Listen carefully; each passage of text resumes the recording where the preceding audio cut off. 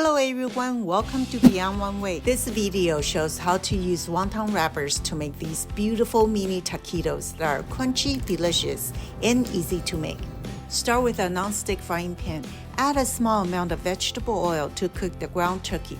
This little bit of oil will help keep the lean ground turkey meat juicy.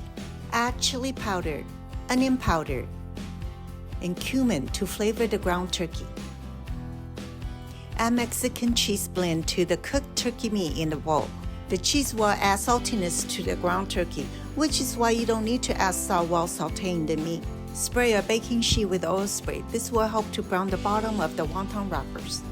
Now let's make our wonton taquitos. This is the brand I use because you can buy it from most of the grocery stores.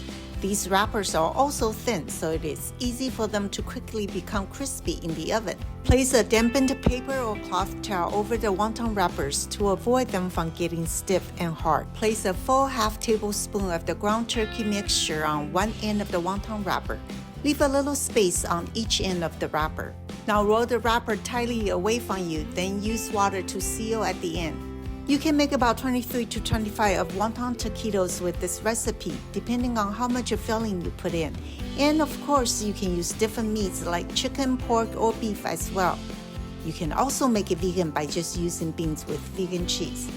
Look how cute this is! Doesn't it look just like a mini taquito? When you are done wrapping, spray the top of the wrappers with oil spray. Make sure all the wrappers get covered with the oil spray to ensure these wonton taquitos will be crispy everywhere. Bake them at 350 degrees for 14 minutes in the middle rack of the oven or until they're golden brown like these. Aren't they beautiful? They're definitely golden brown all over. Move them to a baking rack right away so the bottoms won't get soggy. Can you believe you just made these taquitos with wonton wrappers? Hear that?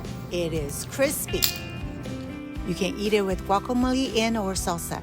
I hope you will give this recipe a try, and please don't forget to subscribe to my channel if you like this video. Happy eating, and see you next time.